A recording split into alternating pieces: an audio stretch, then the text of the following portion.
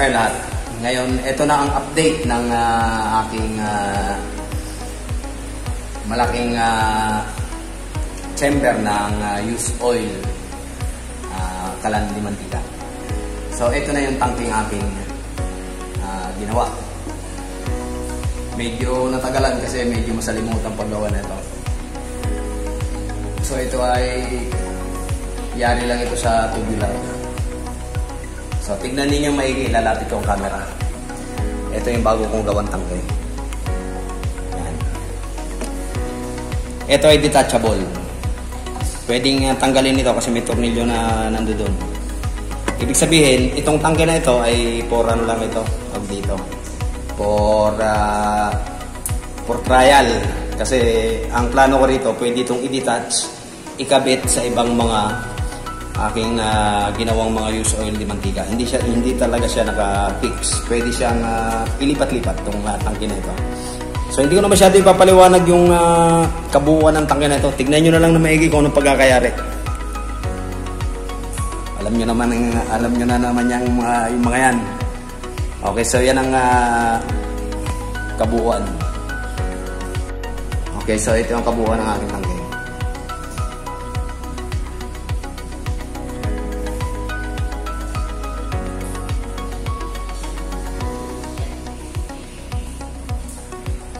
Meron pang dumi.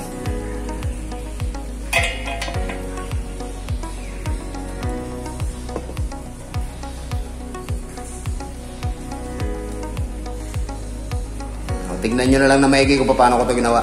Hindi ko na masyado ipapaliwanag.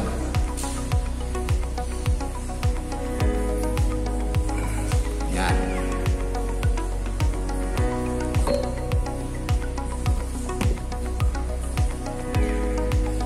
Okay.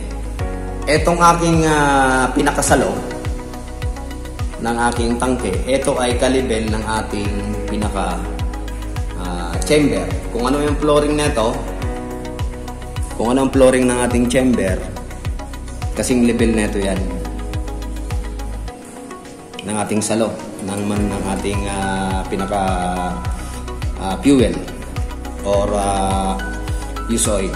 Ibig sabihin, kung gaano karami ang may stock dito, ganun din karami ang ilalagay na pondo sa ating chamber dito. So, ganun ang naisip kong paraan para dito pa lang makikita ko na kung gaano karami yung laman ng aking chamber. So, ito yung aking ginawang experiment. So, ayan, ang aking tangke. Medyo matagal, masalimuot nga lang gawin. Kasi mahirap mag-leak test. Kailangan ulit. So, ayan siya.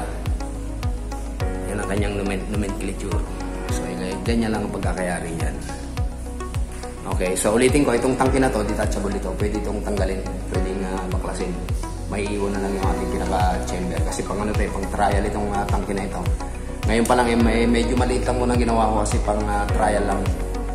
Pagka nagtagumpay ito, di imamas production ko na. By the way, ngayon ko pa lang ito magsusubukan kung talagang ito ay gagana. Wala pa itong hindi pa ito nagagamit. Wala pa itong laman. Talagang malinis na malinis pa ito. Malinis na malinis pa. Ngayon ko pa lang ito testing. Kung tama yung aking nasa isip, kung gagana nga ito. Okay, so huwag na natin patagalin. Testingin na natin. Okay, so ilalagay ko na lang muna siya rito para kitang-kita.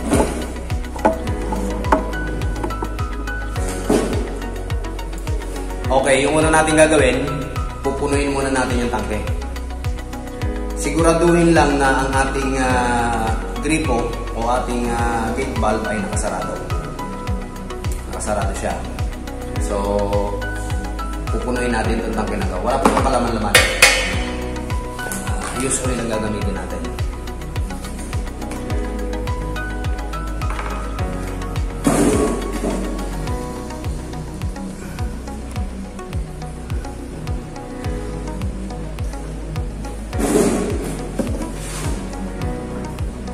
So, pupunuin natin itong ating tangke ng used oil.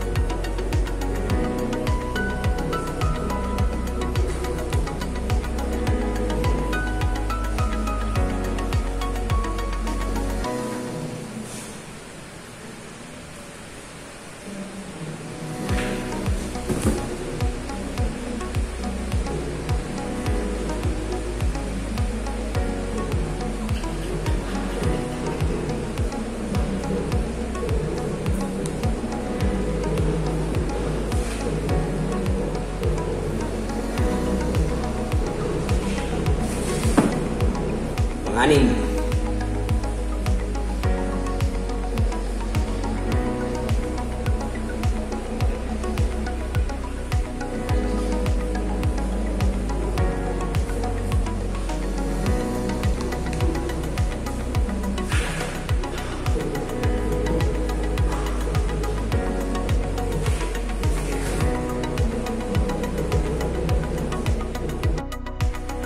Okay, so puno na yung ating tangke.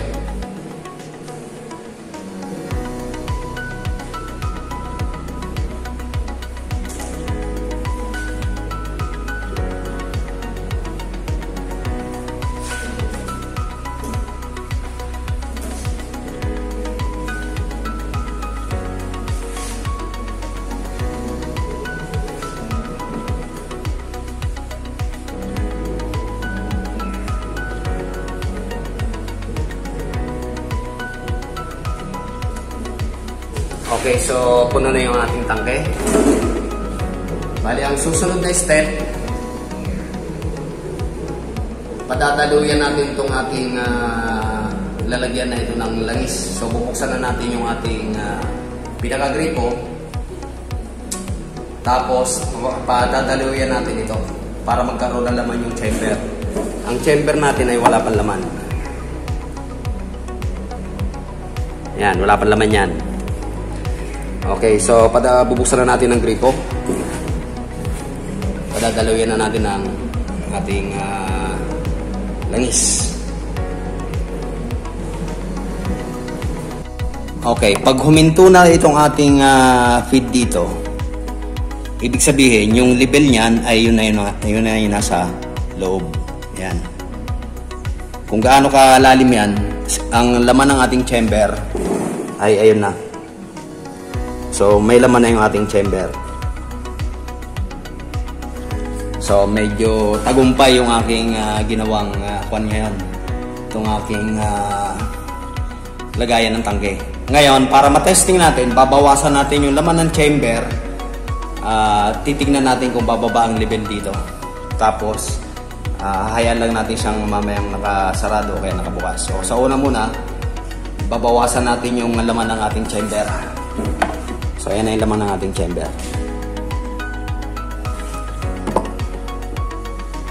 Gagamit ako na ito para matanggal yung laman sa loob.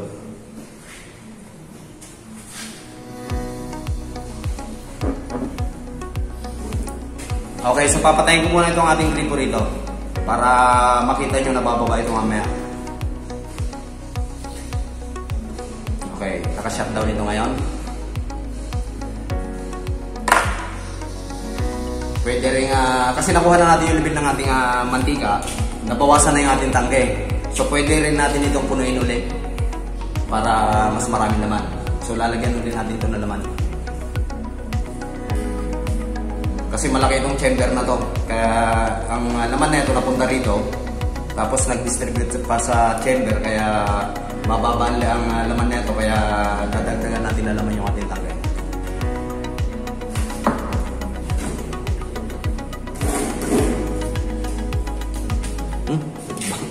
Lagay ko pa.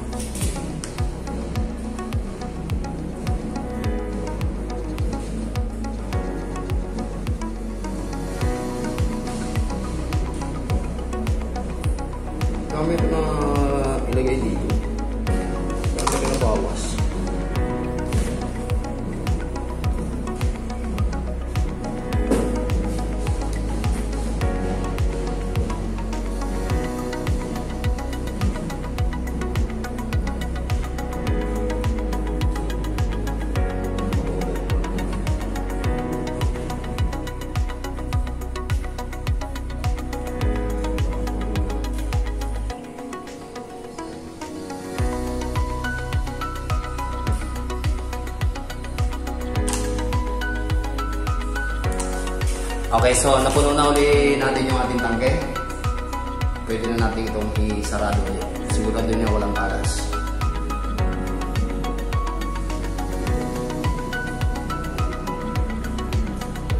For the meantime, nakasarado itong ating gripo. Tingnan nyo yung libalasyon ng mantika. Ito ang kanyang libalasyon. Masyado makita. Kung gaano karami ito, ganun din karami yung laman sa ating chamber. Parehas lang yan. So ganito rin karami ang laman sa ating chamber.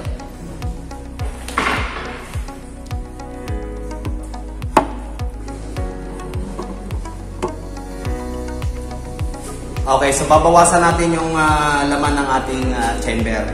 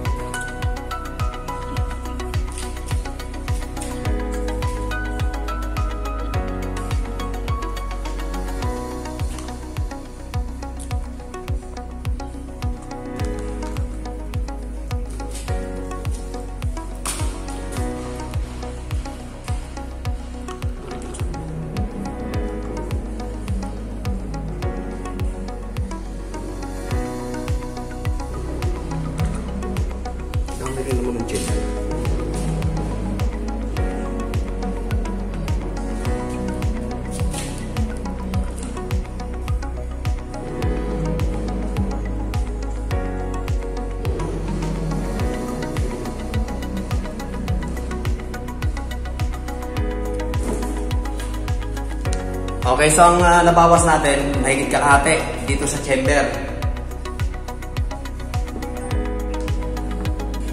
Then para matesting natin na talagang effective ito, bubuksan natin ang ating gripo. Titignan natin kung mag-i-stop ito, kung mag-automatic stop sa pagtulog. Kasi kung hindi siya mag-automatic stop, mag-overflow ito rito, mababasa ito rito. So yung laman ng ating chamber,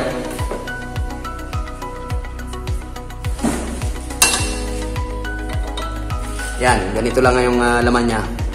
Ganito yung nabawas.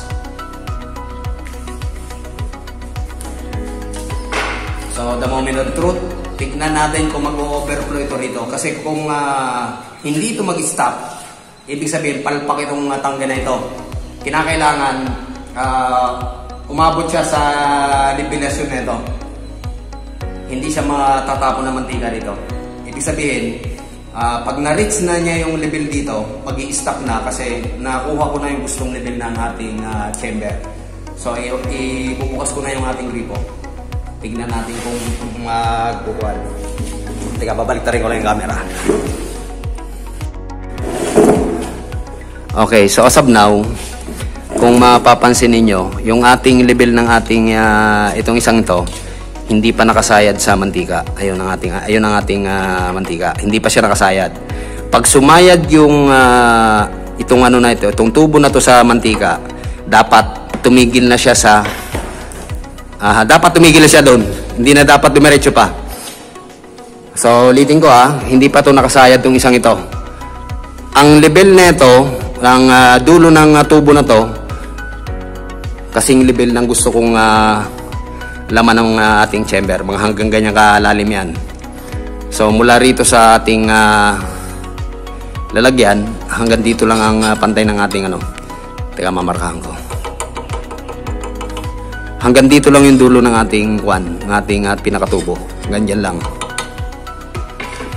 So, ang libelasyon nito, halos 1 cm. 1 cm na hanggang dito, 1 cm din yung may ilalagay doon. So, kung mapapansin niyo, nakalutang pa yung ating, ito isang tubo na to Ibubukas ko to. Pag sumayad yung langis dyan sa dulo ng ating tubo, dapat mag-automatic stop siya. Okay, so, try natin. Bubuksan ko na. Ayan, umangat na yung mantika. Ayan, kusya siyang tumigil.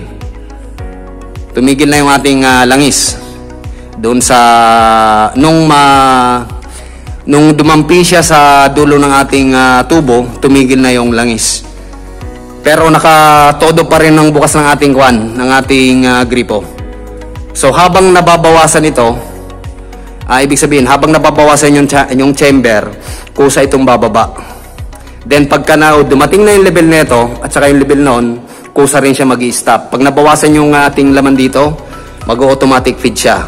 So, i-check natin yung levelasyon ng mantika doon sa ating chamber. So, yan. So, yan ang ating mantika. Nag-stop na. So, yan ang lalim. Yun. So, ganun din yung lalim niyan. Parehas lang yan dito sa ating salo rito. Parehas sila ng lalim. So, dito pa lang, makikita na natin kung gaano karami ang ating libelasyon na nasa chamber. So automatic na magpipid siya. Kanina binawasan natin siya ng ganito karami ang nabawas mula sa chamber. Nung binuksan natin yan, ang pumasok uli sa chamber, ganito uli karami na mantika. Pero hindi naman gano'n ang magiging proseso niyan. Kasi paunti-unti naman ang bawas ng mantika habang nakasindi yung ating itong kalan na ito. So pagka dahan-dahang nababawasan ng ating chamber ng mantika, dahan-dahan din siya mag-auto-feed. Kaunti lang ang i-release na ito. Then pag sumayad na kasi siya dun sa isang yon, pag sumayad na rito yung dulo, mag-automatic stop siya. Ibig sabihin, hindi siya mag-overflow. So, solve ng problema ng overflow, solve ng problema ng usok. So, ito na yung aking ginawang tangke ngayon. Ito na yung pinaka-model na gagawin ko. Pero hindi pa ito naka-full weld. Naka-spot weld pa lang ito. Kasi nga tinetesting ko kung talagang gagana. So, yan. Naka-full yan. Pero hindi pa rin siya tumatagas. Kung may singaw ang ating tangke, kahit nakapiraso, siguradong mag-overflow na ito. Dire-diretso na ito rito. Kaya siguraduhin nyo na lahat ng inyong pagkaka-welding, walang singaw, maski karayom. I-leak test muna ninyo. So ito yung maliit lang muna yung ginawa ko ngayon na oil chamber o lagayan ng langis. Kasi medyo masalimutan paggawa nito. Hindi ganun kadali. So hindi ko na masyado ipapaliwanag kung ano mga parte niyan. So ganyan lang ang ginawa kong piyesa.